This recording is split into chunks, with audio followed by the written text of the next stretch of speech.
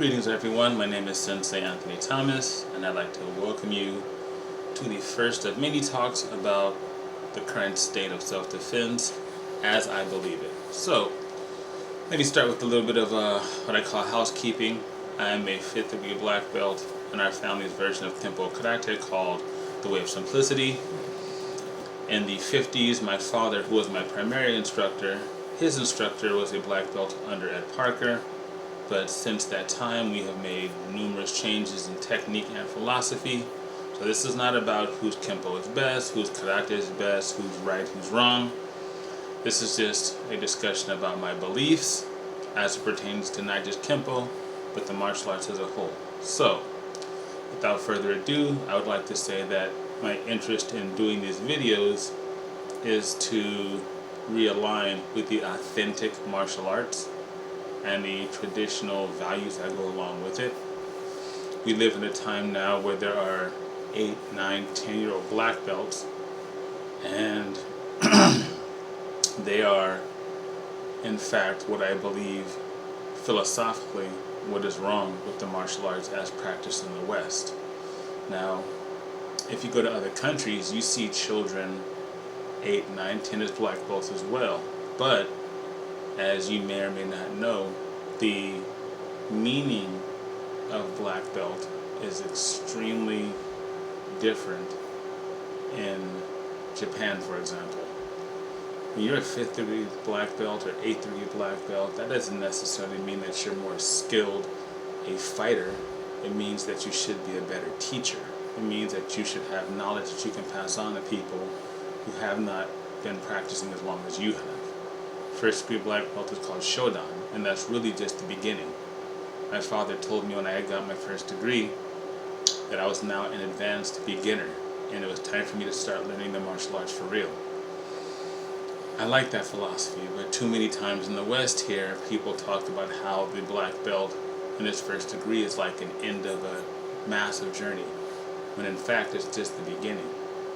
While I do appreciate watching sport competitions, things like the recent Karate Combat here in 2019, the numerous point style tournaments and all of these things in between, while I enjoy watching those to a certain extent, I believe that the general idea of martial arts is far more rooted in just practical self-defense than anything else. Too many people practice techniques in a sportive manner and are surprised when their art fails them in a self-defense situation. So what I'm really here to do is bring back the authentic training methods, authentic training values, and I'm not the only one, but I want to speak to it so that the legacy of my father and his instructors, and his teachers, that they remain intact and that they be preserved for future generations to see. The reason that is called the Way of Simplicity as we practice it is because we don't get caught up in flashy, useless techniques. To me, it's the martial arts version of iron pyrite, which is known as fool's gold. It looks good, but it's not authentic. If you go put in Kenpo to Instagram, YouTube, Facebook, and I realize that in 2019 I may be dating myself with that, so if you're watching this in the future, however it is you watch things, look up Kenpo and see the kind of techniques they teach. But in 90% of the cases, it's really flashy, a lot of flashing hands and a lot of really quick shuffling movements that really don't do anything to address the realistic nature of a street fight. I've been in more fights than I'm proud to say. I was a small kid, but I can tell you for sure that not a single one of those confrontations ended by way of a flashy, sporty looking technique. Now, you can certainly say, well, I used a jump spinning back kick and it worked. Sometimes it does work, but there's what I call high percentage and low percentage techniques. And if you spend your time trying to learn the low percentage but flashy techniques, you should not be surprised if those techniques fail you. we're living in an era where we're about 25 years into the phenomenon of mixed martial arts. Now, some people in the future may be thinking, it's been 50 years, 30 years, 40 years. Well, in this country, it started in 1993.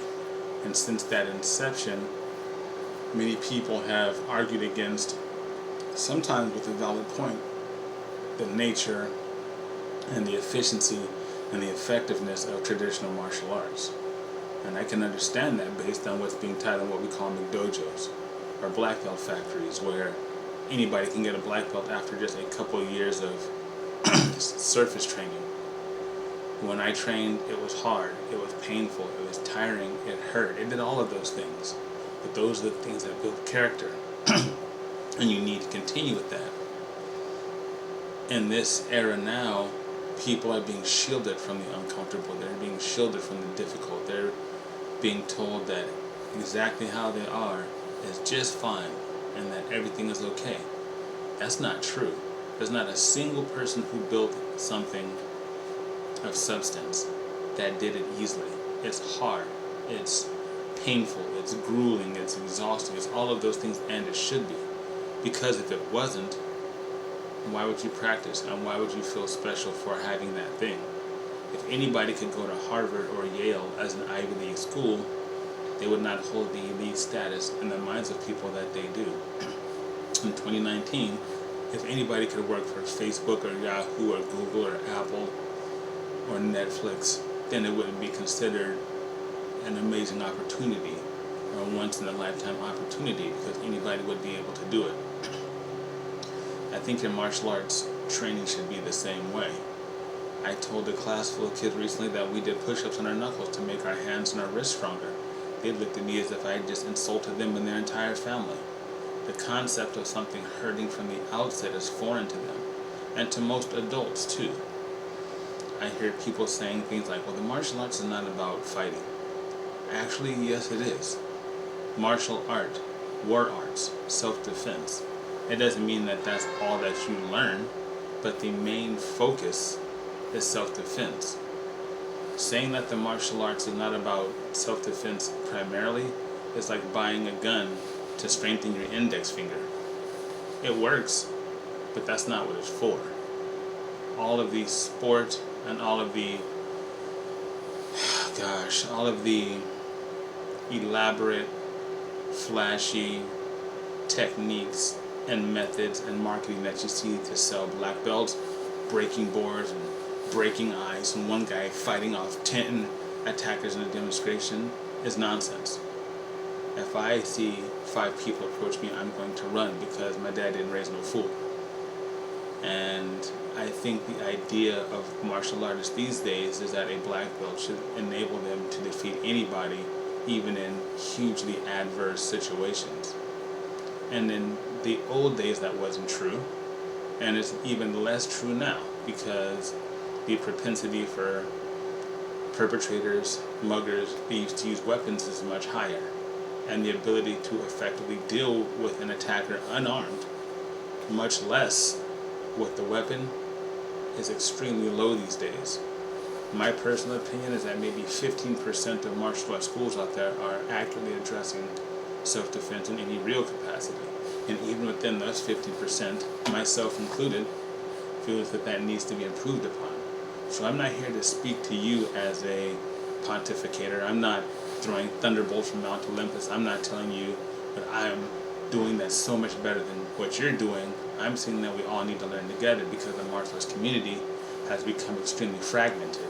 And if we're going to do anything to keep martial arts authentic, we need to have honest discussions amongst ourselves about what works, about what doesn't work, and why these ineffective methods are so popular.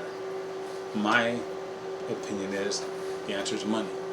I think that everybody should be able to make a living doing the thing they love. I do not believe that that should come at the expense of authenticity. If you had a martial arts school that said self-defense on the door, then you need to teach authentic self-defense, period. Otherwise, it's like putting the chassis of a Mercedes-Benz around a, Honda Civic. There's nothing wrong with the Honda Civic, but it's not what they're being sold. they're being sold a Mercedes. So along those lines of thinking, I'd like to continue reaching out to you. And if you have any questions or comments, please reach out, because like I said, I'm looking to help build a community of authentic martial artists. So with that in mind, have a fantastic day, a fantastic evening, a fantastic week, and I will see you soon.